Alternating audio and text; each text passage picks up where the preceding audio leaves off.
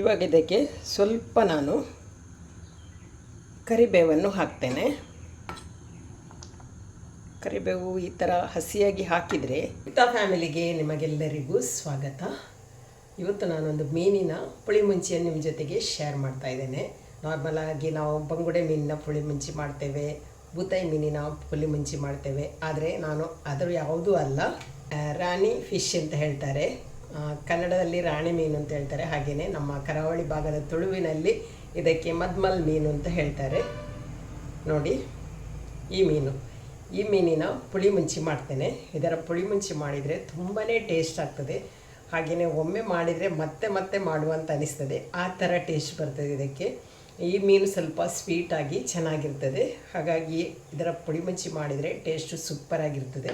ಹಾಗೆ ಇದರ ರೆಸಿಪಿಯನ್ನು ನಾನು ನಿಮ್ಮ ಜೊತೆಗೆ ಶೇರ್ ಮಾಡ್ತೇನೆ. ತುಂಬಾ ಸಿಂಪಲಾಗಿ ಮಾಡೋದು, ಜಾಸ್ತಿ ಇಂಗ್ರೀಡಿಯೆಂಟ್ಸ್ ಕೂಡ ಏನು ಬೇಡ. ಹಾಗಾಗಿ ಇದರ ರೆಸಿಪಿ ಇವಾಗ ನಾನು ಮಾಡ್ತಾಯಿದ್ದೇನೆ. ಮೊದಲಿಗೆ ಇದಕ್ಕೆ ಬೇಕಾದ ಮಸಾಲವನ್ನೆಲ್ಲ ಗ್ರೈಂಡ್ ಮಾಡಲಿಕ್ಕೆ ಹಾಕ್ತೇನೆ.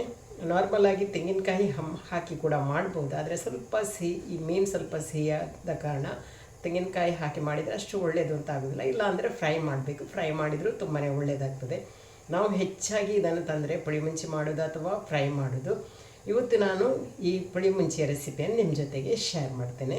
ಬನ್ನಿ, ಇವಾಗ ಮೊದಲಿಗೆ ಇದಕ್ಕೆ ಬೇಕಾದ ಮಸಾಲವನ್ನು ರೆಡಿ ಮಾಡಿ ಗ್ರೈಂಡ್ ಮಾಡ್ತೇನೆ. ಆಮೇಲೆ ಈ ಮೀನನ್ನು ಕ್ಲೀನ್ ಮಾಡ್ತೇನೆ.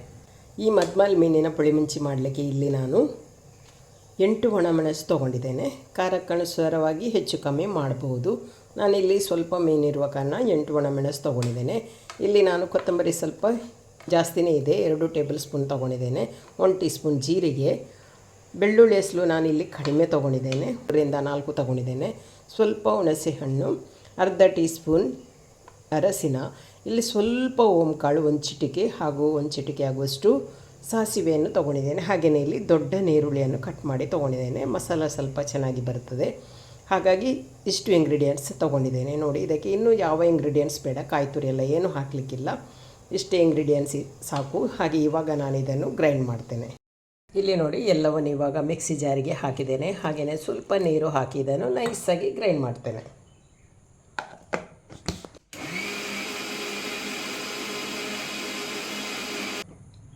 ಇವಾಗ ನೋಡಿ, ಇಲ್ಲಿ ಮಸಾಲ ಗ್ರೈಂಡ್ ಮಾಡಿ ರೆಡಿ ಆಯಿತು. ನೈಸಾಗಿ ಗ್ರೈಂಡ್ ಮಾಡಿದ್ದೇನೆ.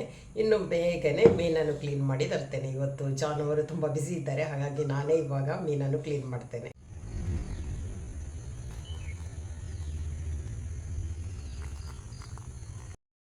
ಇವಾಗ ಬೇಗನೆ ಈ ಮೀನನ್ನು ನಾನು ಕ್ಲೀನ್ ಮಾಡಿ ರೆಡಿ ಮಾಡ್ತೇನೆ. ಇವಾಗ ನೋಡಿ, ಮೀನನ್ನು ಕ್ಲೀನ್ ಮಾಡಿ ಆಯಿತು. 6 ಮೀನಿದೆ. 6 ಮೀನಿಗೆ ಬೇಕಾಗುವಷ್ಟೇ ಮಸಾಲವನ್ನು ಮಾಡಿದ್ದೇನೆ. ಇನ್ನು ನಾನು ಬೇಗನೆ ಮಸಾಲವನ್ನು ಕುದಿಸಲಿಕ್ಕೆ ಇಡ್ತೇನೆ. ನೋಡಿ, ಇವಾಗ ಮೀನು ಕ್ಲೀನ್ ಮಾಡಿ ಆಯಿತು. ಇನ್ನು ಮಸಾಲವನ್ನು ನಾನು ರೆಡಿ ಮಾಡ್ತೇನೆ.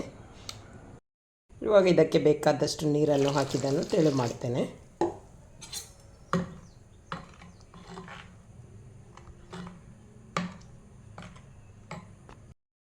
ನೋಡಿ, ಇವಾಗ ಮಸಾಲವನ್ನು ಇಷ್ಟು ತೆಳು ಮಾಡಿ ಇಟ್ಟೆ. ಇನ್ನು ಇದು ಚೆನ್ನಾಗಿ ಕುದಿಬೇಕು. ಕುದಿಯುವಾಗ ಇದು ದಪ್ಪ ಆಗ್ತದೆ, ಇವಾಗಲೇ ದಪ್ಪ ಇದೆ. ಇವಾಗ ಇದಕ್ಕೆ ನಾನು 1 ಟೊಮೆಟೊ, 1 ನೀರುಳ್ಳಿ, 1 ತುಂಡು ಶುಂಠಿ ಹಾಗೂ ರುಚಿಗೆ ತಕ್ಕಷ್ಟು ಉಪ್ಪನ್ನು ತಗೊಂಡಿದ್ದೇನೆ, ಅದನ್ನು ಹಾಕ್ತೇನೆ.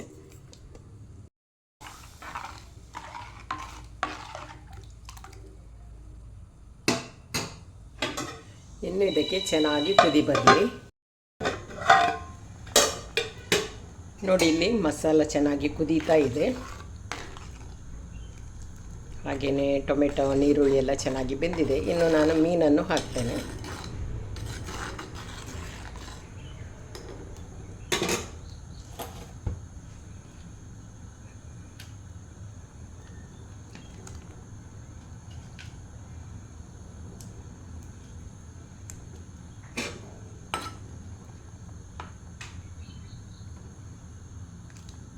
ನೋಡಿ, ಇವಾಗ ಸ್ವಲ್ಪ ದಪ್ಪ ಆಯಿತು.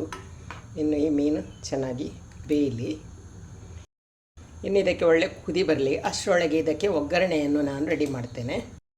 ಇವಾಗ ಇದಕ್ಕೆ ಸ್ವಲ್ಪ ನಾನು ಕರಿಬೇವನ್ನು ಹಾಕ್ತೇನೆ. ಕರಿಬೇವು ಈ ಥರ ಹಸಿಯಾಗಿ ಹಾಕಿದರೆ, ಒಗ್ಗರಣೆಯ ಜೊತೆಗೆ ಹಾಕೋದಕ್ಕಿಂತ ಈ ಥರ ಹಾಕಿದರೆ ಒಂಥರ ಒಳ್ಳೆ ಪರಿಮಳ ಬರ್ತದೆ. ಹಾಗೆಯೇ ಕೇರಳದವರು ಹೆಚ್ಚಾಗಿ ಮೀನು ಸಾರು ಮಾಡುವಾಗ ಹೀಗೇ ಹಾಕೋದು. ಇದಕ್ಕೆ ಒಂದು ಒಗ್ಗರಣೆಯನ್ನು ರೆಡಿ ಮಾಡ್ತೇನೆ. ಇದಕ್ಕೆ ಕೊನೆಯದಾಗಿ ಬೆಳ್ಳುಳ್ಳಿಯಲ್ಲಿ ಒಂದು ಒಗ್ಗರಣೆಯನ್ನು ಕೊಡಲಿಕ್ಕಿದೆ.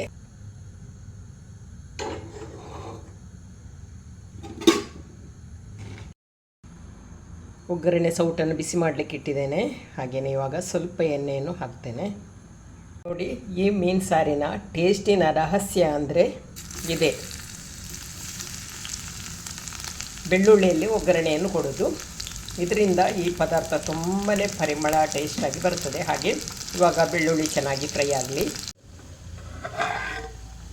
ನೋಡಿ, ಇವಾಗ ಮೀನು ಸಾರಿಗೆ ಕುದಿ ಬರ್ತಾ ಇದೆ. ಇನ್ನಿದು ಸಾಕು, ಗ್ಯಾಸನ್ನು ಆಫ್ ಮಾಡ್ತೇನೆ. ಇಲ್ಲಿ ಬೆಳ್ಳುಳ್ಳಿ ಫ್ರೈ ಆಗ್ತಾ ಇದೆ. ಒಗ್ಗರಣೆ ರೆಡಿ ಆಯಿತು.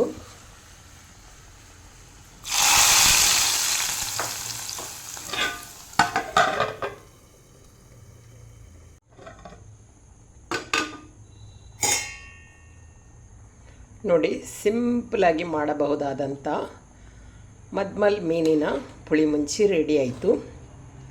ಒಗ್ಗರಣೆ ಕೊಟ್ಟ ಕೂಡಲೇ ಒಂದು ಘಮ ಬಂತು.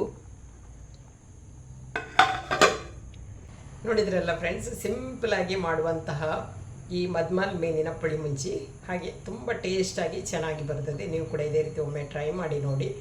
ಅದೇ ರೀತಿ ಇವತ್ತಿನ ಈ ಒಂದು ಸಿಂಪಲಾದ ಪುಳಿಮುಂಚಿ ರೆಸಿಪಿ ನಿಮಗೆ ಇಷ್ಟ ಆಗಿದೆ ಅಂತ ಅಂದ್ಕೊಳ್ತೇನೆ. ಇಷ್ಟ ಆದರೆ ಲೈಕ್ ಮಾಡಿ, ಶೇರ್ ಮಾಡಿ, ಅದೇ ರೀತಿ ಸಬ್ಸ್ಕ್ರೈಬ್ ಮಾಡೋದರ ಮೂಲಕ ಚಾನಲ್ಗೆ ಸಪೋರ್ಟ್ ಮಾಡಿ. ಇನ್ನೊಂದು ವಿಡಿಯೋದೊಂದಿಗೆ ಸಿಗ್ತೇನೆ. ಅಲ್ಲಿ ತನಕ ಬಾಯ್. ವಿಡಿಯೋ ನೋಡಿದ ನಿಮಗೆಲ್ಲರಿಗೂ ಧನ್ಯವಾದಗಳು.